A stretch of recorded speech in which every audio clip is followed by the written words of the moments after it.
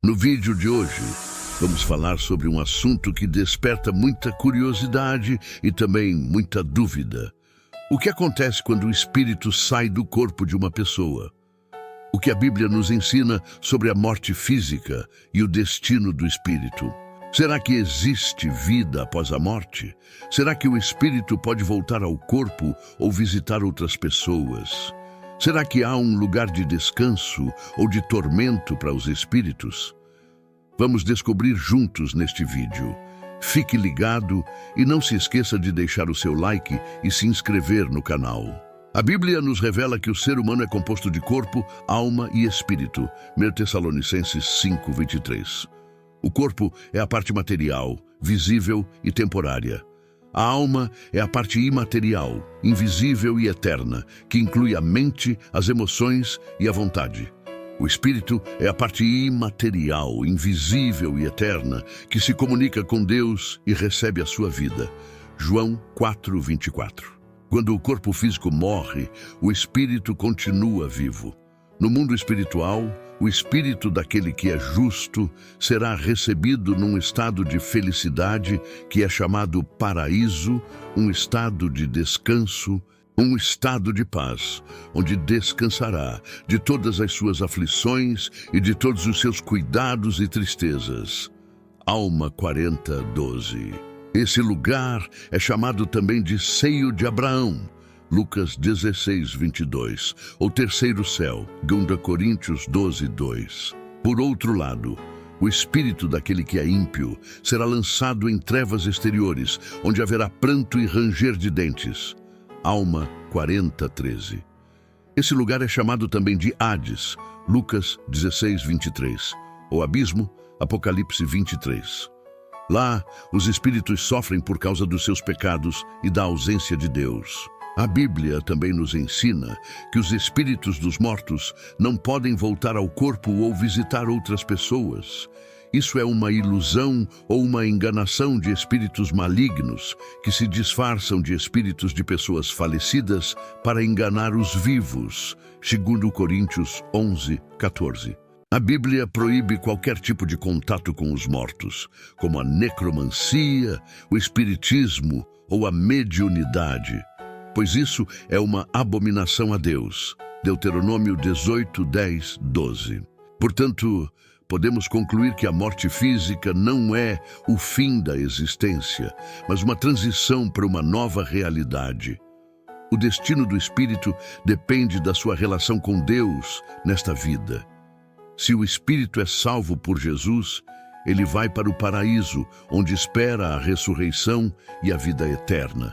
Se o espírito é perdido por rejeitar a Jesus, ele vai para o Hades, onde espera o juízo final e o lago de fogo. A única forma de garantir o nosso destino eterno é crer em Jesus como o nosso Senhor e Salvador, que morreu na cruz pelos nossos pecados e ressuscitou ao terceiro dia, vencendo a morte e o diabo. João 3:16. Vimos que o destino do espírito depende da sua relação com Deus nesta vida, se ele é salvo ou perdido por Jesus. Mas você já se perguntou o que acontece com os animais quando eles morrem? Eles têm alma? Eles vão para o céu ou para o inferno? E por que Deus criou os seres humanos à sua imagem e semelhança, mas não os animais? A Bíblia nos ensina que os animais têm uma alma diferente da dos seres humanos. Eles não são criados à imagem e semelhança de Deus, pois não têm a capacidade de se relacionar com Ele, de exercer o domínio sobre a criação, de expressar a moralidade, de raciocinar, de criar, de amar e de adorar. Os animais também não têm um destino eterno, pois quando morrem, o seu fôlego de vida volta para Deus e a sua alma se dissipa. Isso não significa que Deus não se importa com os animais ou que eles não têm valor. Pelo contrário, a Bíblia nos mostra que Deus criou os animais com sabedoria, beleza e diversidade. Ele os abençoou e os entregou aos cuidados dos seres humanos. Ele se alegra com as suas obras e se preocupa com o seu bem-estar. Ele até mesmo promete que haverá animais na nova terra, onde não haverá mais morte, nem dor, nem sofrimento. Isaías 11, 6, 9. Deus criou os seres humanos à sua imagem e semelhança porque Ele quis ter um relacionamento especial com eles. Ele quis que eles fossem seus filhos, seus amigos, seus representantes, seus adoradores.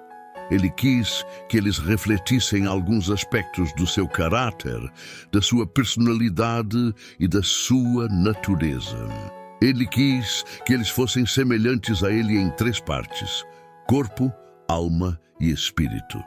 Ele quis que eles cuidassem da criação, que obedecessem aos seus mandamentos, que glorificassem o seu nome e que se relacionassem com Ele e com os outros. Portanto, podemos concluir que a morte física dos animais é diferente da dos seres humanos, pois eles não têm uma alma imortal, nem um destino eterno. Eles são criaturas de Deus, mas não são feitos à sua imagem e semelhança. Já os seres humanos são criados à imagem e semelhança de Deus, pois têm uma alma imortal, um destino eterno e uma relação especial com o Criador. Essa é a maior distinção entre os animais e os seres humanos, e também a maior responsabilidade dos seres humanos de honrar a Deus com a sua vida. Mas será que isso é tudo? Será que basta ter uma alma imortal e um destino eterno para ser feliz? Será que não precisamos cuidar da nossa alma e do nosso espírito, assim como cuidamos do nosso corpo? E por que o nosso corpo é chamado de templo do Espírito Santo? A Bíblia nos ensina que devemos cuidar da nossa alma e do nosso espírito, assim como cuidamos do nosso corpo. Isso porque a nossa alma e o nosso espírito são as partes mais importantes da nossa existência, pois são elas que nos conectam com Deus e com o seu propósito para as nossas vidas. Vejamos algumas razões para cuidar da nossa alma e do nosso espírito. A primeira razão é que a nossa alma e o nosso espírito são o que nos tornam semelhantes a Deus.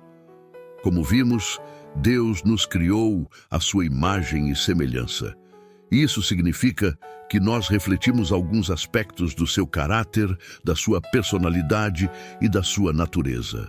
Nós temos a capacidade de se relacionar com Deus, de exercer o domínio sobre a criação, de expressar a moralidade, de raciocinar, de criar, de amar e de adorar. Essas são qualidades que nos distinguem dos animais e que nos aproximam de Deus. Por isso, devemos cuidar da nossa alma e do nosso espírito, para que eles sejam cada vez mais parecidos com Deus e não com o mundo. A segunda razão é que a nossa alma e o nosso espírito são o que nos dão sentido e direção para as nossas vidas. Como vimos, o nosso espírito é a nossa conexão direta com o divino ou universo, é a dimensão etérea de nossa existência. É através do espírito que procuramos respostas para questões existenciais e procuramos a transcendência e a iluminação. É através do espírito que descobrimos o nosso chamado e a nossa missão. Por isso, devemos cuidar do nosso espírito, para que ele esteja sempre sintonizado com a vontade de Deus e com o seu plano para as nossas vidas. A terceira razão é que a nossa alma e o nosso espírito são o que nos dão paz e alegria. Como vimos, a nossa alma é a essência imaterial do indivíduo, é o que representa nossos sentimentos, paixões, desejos e anseios. É o centro de nossa personalidade e consciência, refletindo quem somos, além das características físicas. É através da alma que nos conectamos com as nossas emoções e intuições.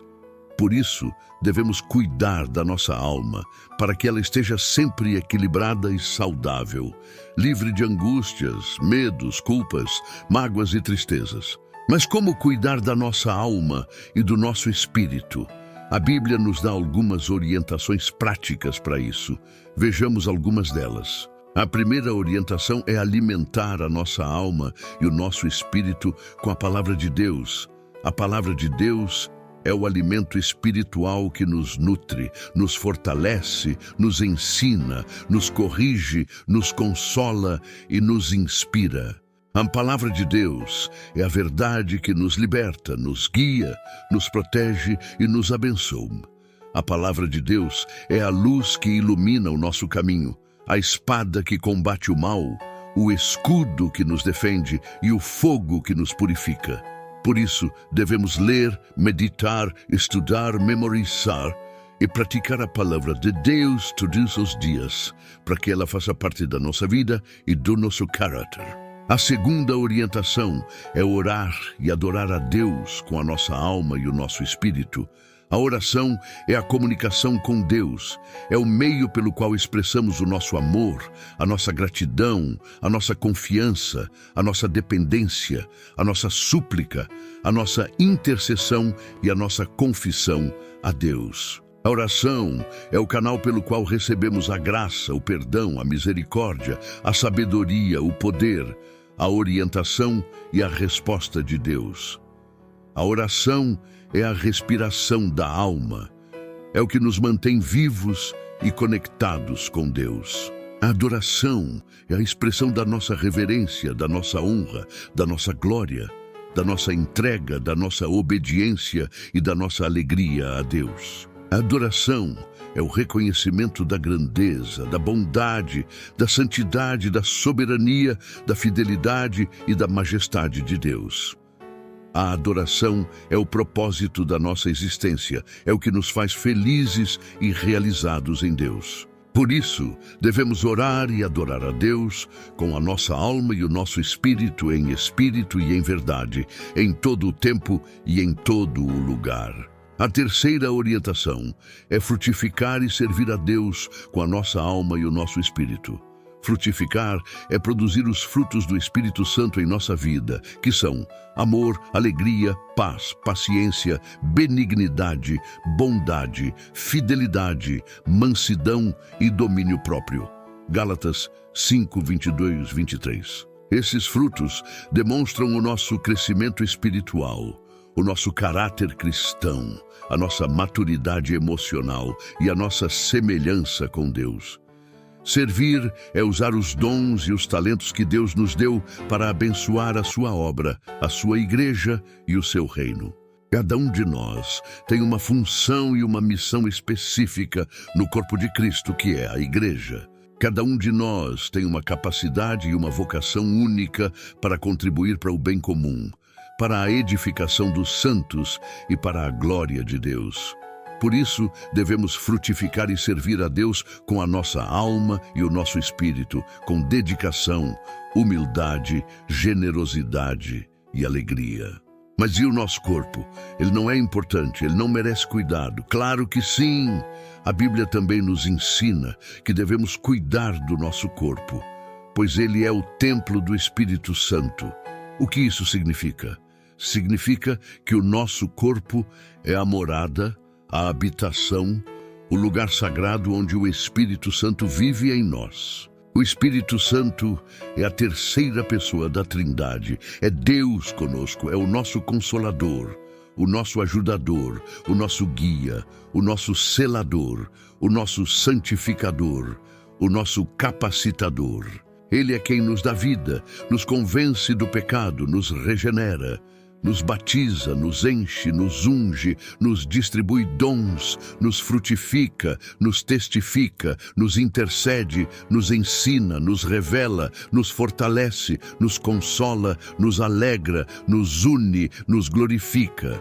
Ele é quem nos faz templos de Deus, membros do corpo de Cristo, filhos de Deus, herdeiros de Deus. Nós vimos como devemos cuidar da nossa alma e do nosso espírito, assim como cuidamos do nosso corpo, pois eles são as partes mais importantes da nossa existência, pois são elas que nos conectam com Deus e com o seu propósito para as nossas vidas. Vimos também que o nosso corpo é o templo do Espírito Santo, pois ele é a morada, a habitação, o lugar sagrado onde o Espírito Santo vive em nós. Mas como podemos receber Deus dentro de nós?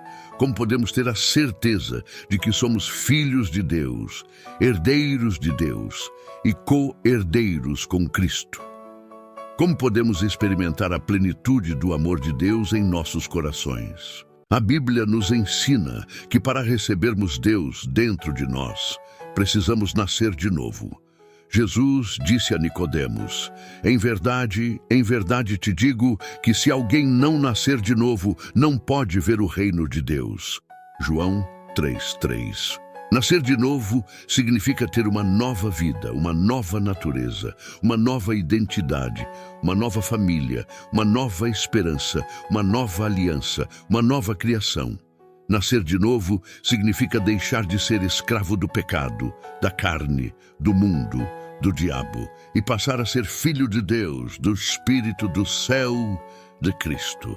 Nascer de novo significa receber o perdão, a graça, a justiça, a paz, a alegria, o amor de Deus. Mas como podemos nascer de novo? A Bíblia nos ensina que para nascermos de novo, precisamos crer em Jesus. Jesus disse a Nicodemos: em verdade te digo que se alguém não nascer da água e do Espírito, não pode entrar no reino de Deus. João 3:5. Nascer da água significa arrepender-se dos nossos pecados, confessá-los a Deus e ser batizado em nome do Pai, do Filho e do Espírito Santo, como sinal da nossa morte para o velho homem e da nossa ressurreição para o novo homem.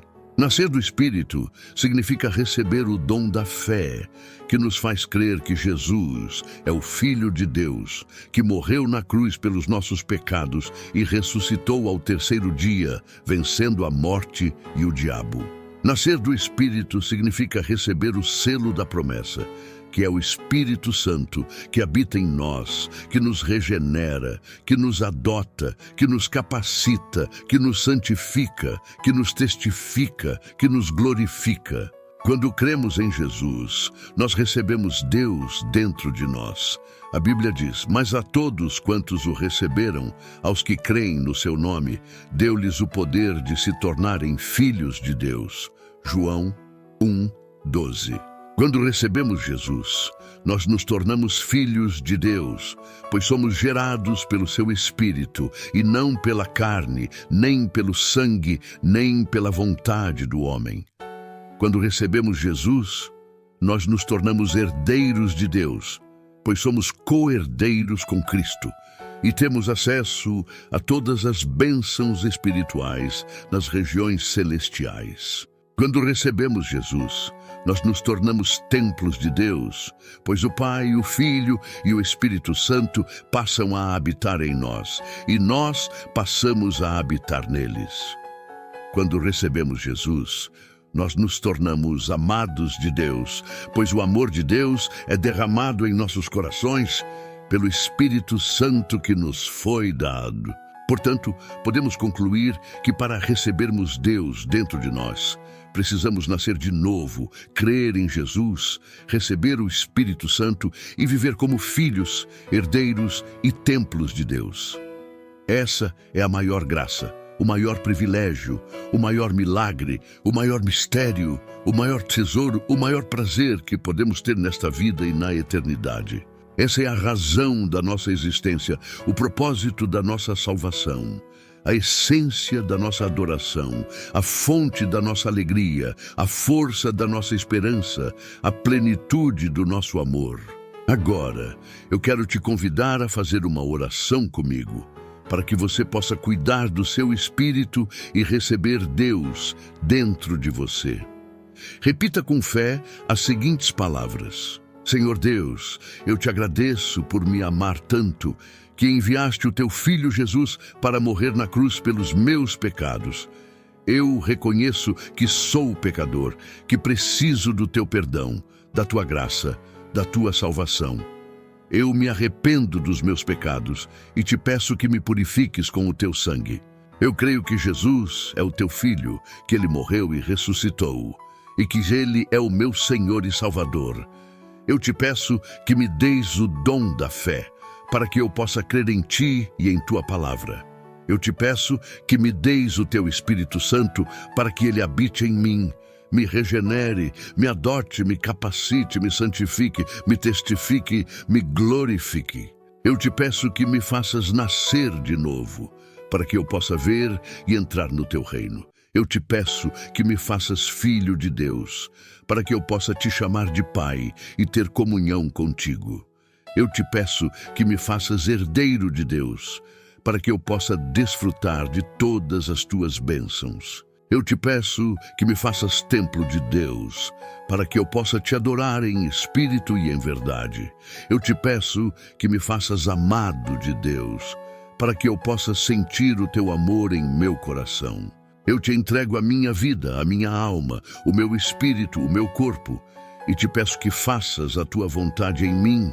Eu te louvo, te adoro, te bendigo, te exalto, te glorifico, te amo, Senhor Deus, Pai, Filho e Espírito Santo. Amém. Espero que você tenha gostado deste vídeo e que ele tenha esclarecido as suas dúvidas sobre como receber Deus dentro de nós. Se você gostou, deixe o seu like, compartilhe com os seus amigos e se inscreva no canal.